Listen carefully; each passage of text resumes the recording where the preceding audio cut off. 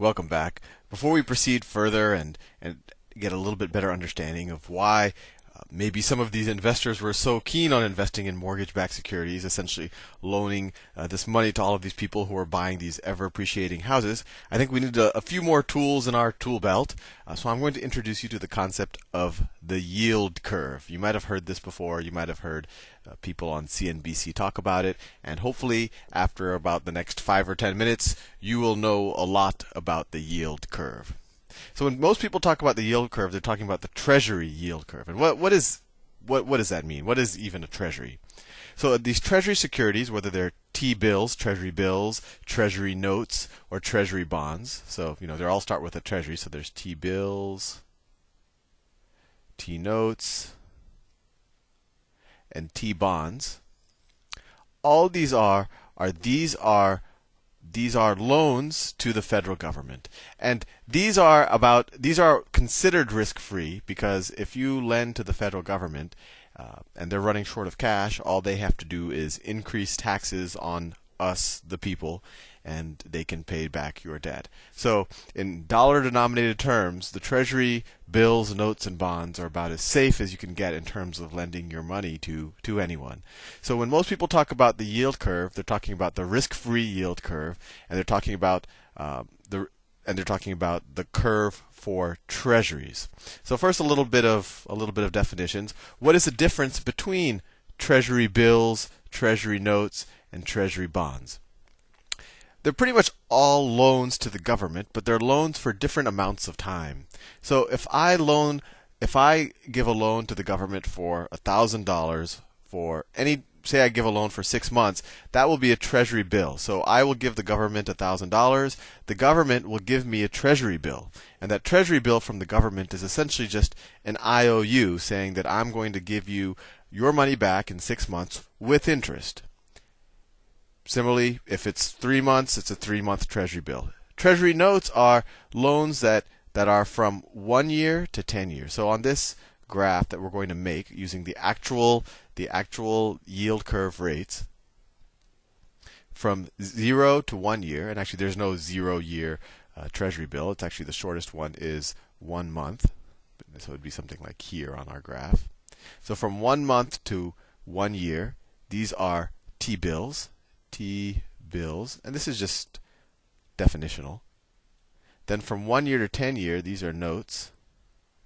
Actually, the 1 year, I believe the 1 year itself is a note. So I think so. Up to 1 year is a bill, although I might be wrong on that. Correct me if I'm wrong. That's just a definitional thing. From 1 to 10 year, these are called notes. And then when you go beyond 10 years, these are called Treasury bonds. These are just definitional things to worry about. So with that out of the way, let's talk about what the yield curve is.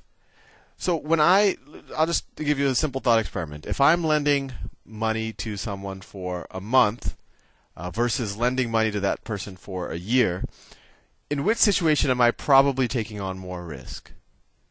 Well, sure. If I'm lending someone for a month, I know only so much can happen in that month. So I would expect to be paid less interest, not just obviously in dollar terms, but even on a adjusted for time, I would expect less interest for that month. So when I talk, and this is actually an important point to make, when I say that I'm charging 6% interest for that month, that doesn't mean that after a month the person is going to pay me 6% on my money. It means that if I were to give that money to somebody for a month, then they were to pay it back, and then I were to give that money to, say, that same person or another person for a month, and I were to keep doing that for a year, then in aggregate I would get 6%. So that 6%, no matter what duration we talk about, whether 1 month, 1 year, 5 years, 15 years, when we talk about the interest rate, that's the rate that on average we would get for a year. It's the annualized interest rate. So going back to my question, if I lend someone money, even the government, for a month, there's usually less risk in that because only so much can happen in a month versus in a year. In a year, there might be more inflation. The dollar might collapse. I might be passing on better investments. I might need the cash in a year's time, while I have a lot of confidence that I don't need the cash in a month's time. So in general, you expect less interest when you loan money for a shorter period of time than a longer period of time. And so let's draw the yield curve and see if this holds true. So I actually went to the Treasury website. So that's treas.gov. And this is the yield curve. So they say on March 14th, so this is the most recent number. And I'm going to plot this. They say if you lend money to the government for 1 month, you'll get 1.2% on that money. And remember, if it's $1,000, it's not like I'm going to get 1.2% on that $1,000 just after a month. If I kept doing it for a year, this is an annualized number, I'll get 1.2%. And so for 3 months, well, for 3 months I get a little bit less. And then for 6 months I get more. And then it does seem that the overall trend is that I expect more and more money as I lend money to the government for larger and larger periods of time. And this is a little interesting anomaly that you get a little bit more interest for 1 month than 3 months. And we'll do a more advanced presentation later as to why you might get lower yields for longer duration investments. That's called an inverted yield curve. But let's just plot this and just see what it looks like. So you saw where I got my data. So they say for 1 month I'd get 1.2%. So this is 1 month. It'd be right about here. 3 months I get about the same thing. For 6 months I get 1.32. Maybe that's like here. 1 year I get 1.37. Maybe it's here. 5 years. Let's see, 5 years I get 2.37. So that's maybe like here. 10 years. And these aren't all of the durations. I'm just for simplicity not going to do all of them. For 10 years, 3.44. So maybe that's here. 3.44. 20 years, I get 4.3. Like that. And then for 30 years, I get 4.35. Like that. So the current yield curve looks something like this.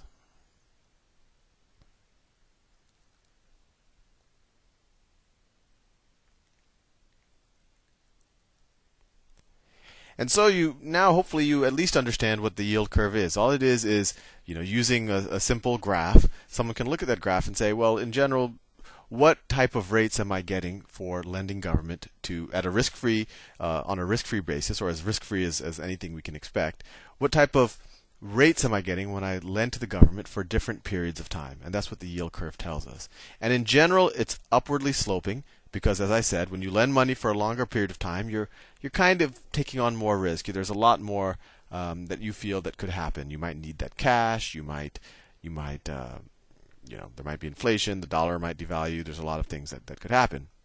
So the next question is, well, what determines this yield curve? Well, when the Fed, when the Treasury, the government, when the government needs to borrow money, what it does is say, well, hey, everyone, we need to borrow $1 billion from you because we can't control our spending.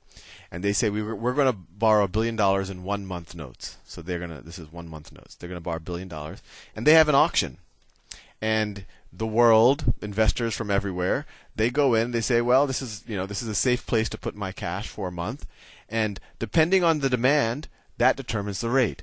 So if there are a lot of people who want to buy those 1 month treasuries, the rate might be a little bit lower, right? Does that make sense to you? Think about it. If a lot of people want to buy it, there's a lot of demand relative to the supply, so the government has to pay a lower interest rate on it. Similarly, if for whatever reason people don't want to keep their money in the dollar, they think the U.S. might default on their debt one day, and not that many people want to invest in the treasury, then that auction, the government is going to have to pay a higher interest rate to people for them to loan money to it. So maybe then the auction ends up here. And similarly, the government does auctions for all of the different durations. And duration, I just mean the time period that you're getting the loan for. So they'll do it for 1 month, 3 months, 6 months, 1 year, 2 year, 3 year, etc. Once the government has done that auction, then those treasuries, so you give the money to the government, they give you an IOU called a T-bill, then you could trade it with other people, and that's going to determine the rate in the short term. So the government does the auction, but then after the auction, say, and a lot of people had demand, but then a lot of people get freaked out, and the public markets, when you try to sell that treasury, will then expect a higher yield. I know that might be a little complicated now, and I always start to jumble things when I run out of time. But hopefully at this point, you have a sense of what the yield curve is. You have a sense of what treasury bills, treasury notes, and treasury bonds are. And you have some intuition on why the yield curve has this shape. See you in the next video.